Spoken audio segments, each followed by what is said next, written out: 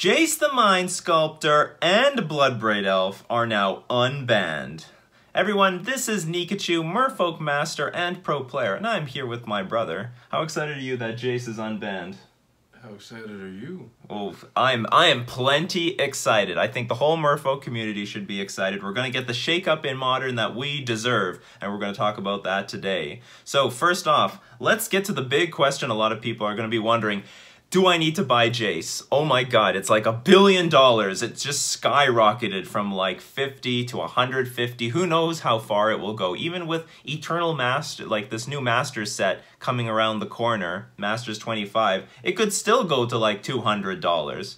Especially if every single control deck is going to want to play it. And it's not going to be just for control. It could go for some Sultai mid-range decks. Hell, it could go into Merfolk. It goes into Merfolk sometimes in Legacy. So, could we play it? Like, yeah, we could. Like, I definitely didn't sell mine a long time ago because it could be part of the toolbox. It is very good in the control mirror, like in the control matchup. But do you know what? I also think it would probably be not a bad card against Lantern Control, because Lantern Control takes forever for them to kill you. They can't get it with Inquisition of Kozilek.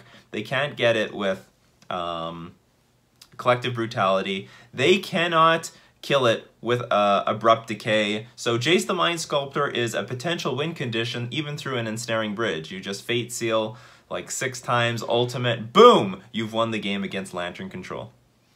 But do you know what? It doesn't really help us against all our other hard matchups. Does not help against Affinity, Counters Company, Titan Shift. So for that reason, I don't think we need Jace.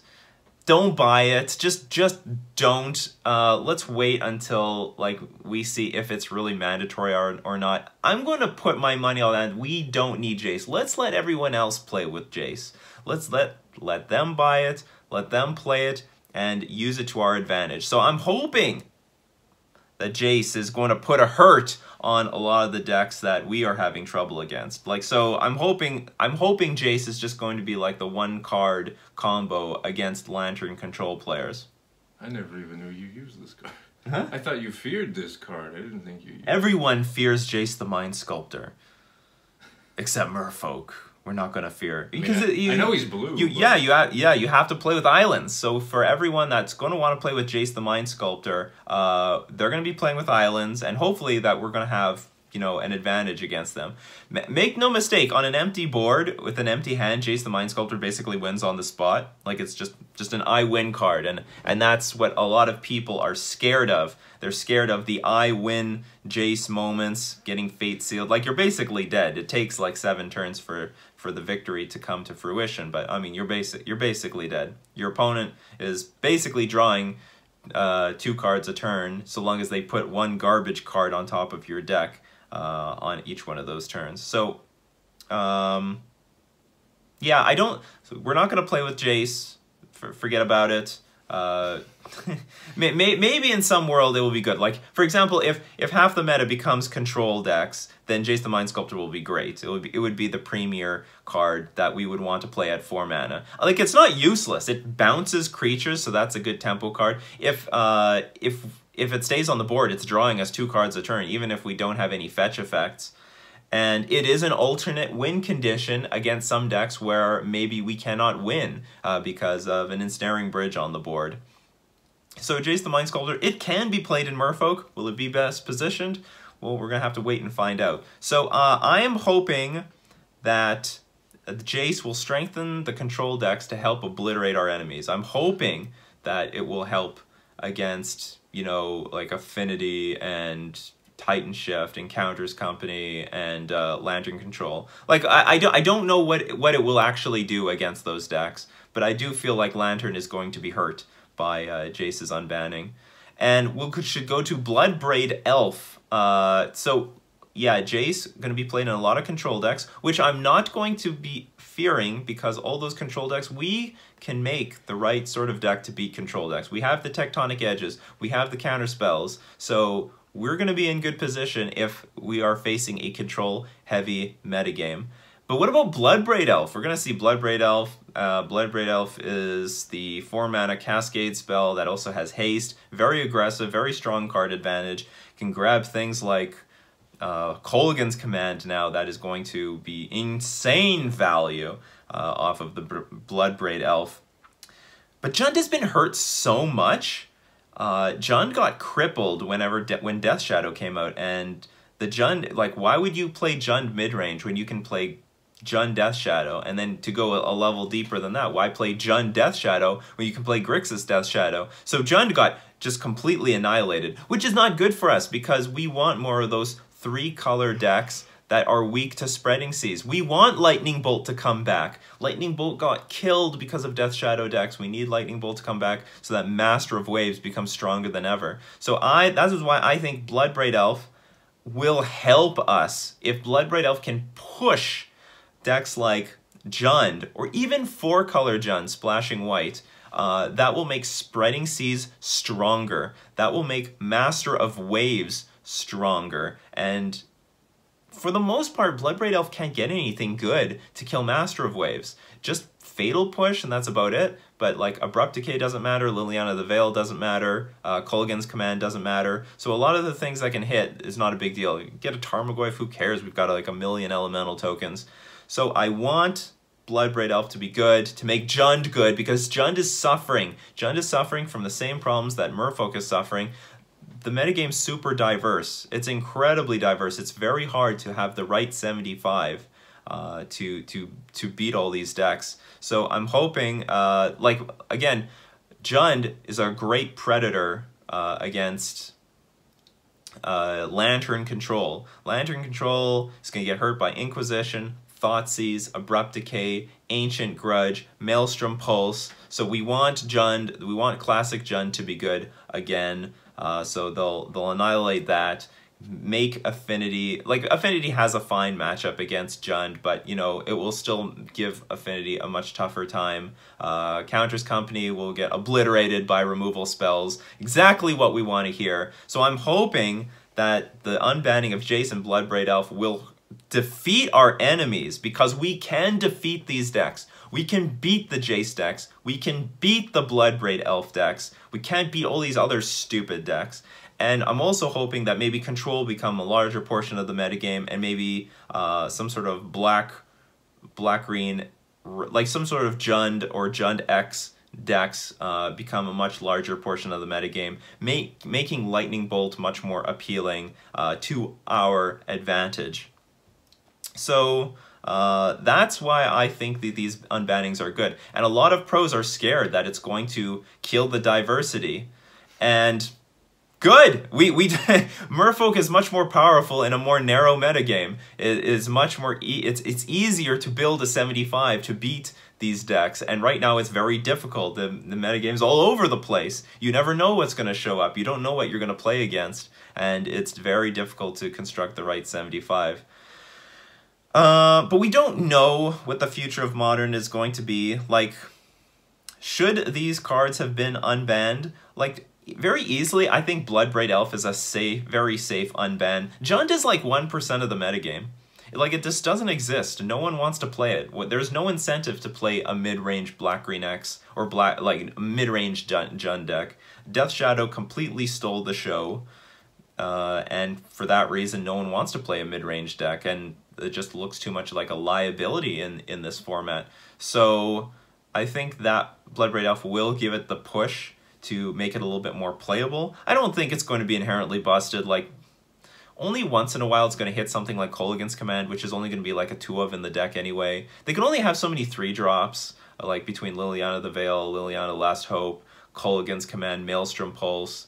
Very often, Bloodbraid Elf is just going to hit like a Tarmogoyf Scavenging Ooze or something like that. Abrupt Decay. So it's good value, but it's not unbeatable, and certainly we can beat it with things like Spreading Seas and Seas Claim and Tectonic Edges.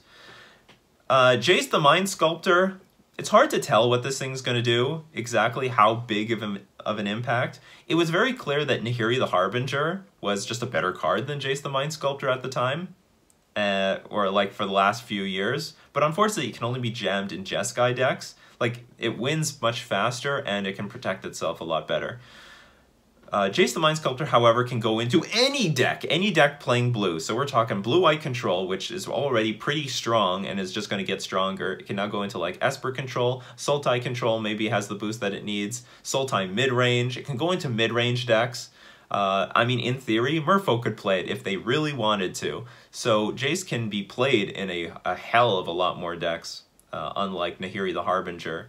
And while I think that there's less protection for Jace, like there's no Force of Will, no days to protect it when it comes into play. We can easily counter it, and etc. It's still going to be a very strong card. It's going to be played regardless. And yeah, we're just going to have to wait and see. We're going to have to wait and see like how powerful are these control decks going to be. It's a clear win condition. What was the reason for the unbanning? Did they say? Yeah, they said that Modern is hostile. Basically, like it's a turn 3. It's really like a turn 3 to 4 format, even though it's not supposed to be like a turn 3 format. But you know, things get out of control really fast. Whose fault is that? They're the ones printing the cards. Well, they're gonna try to fix it with Jace the Mind Sculptor. Jace the Mind Sculptor is gonna bring order to Modern. Order, you hear? We need order to this chaos format. And that's not to say that's going to render a whole bunch of decks unplayable, but Jace will hopefully give it might give control decks what they need in order to survive. Control decks were hurting for a very long time. I mean, even with the printing of Ancestral Vision, it didn't do enough. Grixis Control only like successful in the hands of Corey Burkhart, and only recently Blue-White Control was discovered to be like a pretty playable deck. Like the Jeskai Nahiri the Harbinger versions of Control just didn't really stand up, couldn't hold its own. So Control needs something in order to be playable. So we're going to see if Jace is going to be that card. I think people are too scared of Jace and maybe too little under afraid of Jace. There's two polar opposites. People say, oh, Jace is super busted. This is terrible. It's going to blow up the whole world. I don't think Jace has the protection that it has in the past. The protection that it has in Legacy. Like in Legacy, it's like hardly played. Let's be serious. It's not that big of a player in Legacy like it once was. Even that format is pretty hostile, and it's going to be the same thing in Modern. They're going to play Jace. It's going to get killed unless they have super protection for it. But it's still going to be good. It's still going to be played in tons of decks. That and I think it's going to create probably some new archetypes, but hopefully all in the realm of control. Like, I don't care what kind of control you play. Sultai, Esper, Jeskai, Blue-White Control. We're going to bring in the counterspells and the tectonic edges, and that's where our edge is going to be. We're going to mana screw them. We can play very similarly against all of them. It's not a problem. And also, yeah, Bloodbraid Elf, hopefully going to make Black-Green X a big deck. It's interesting to look back. You know, Lightning Bolt has been less used than ever before, or at least over the past year. And Spreading Seas got a lot weaker because it's just useless against decks like Titan Shift, and not that effective against Grixis Death Shadow or Blue-White Control or Jeskai. Just too many blue decks. Too many blue decks to make Spreading Seas useful. But if we have real control decks, we can use Spreading Seas in combination with Tectonic Edge to mana screw them. And I'm looking forward to that, if that could happen.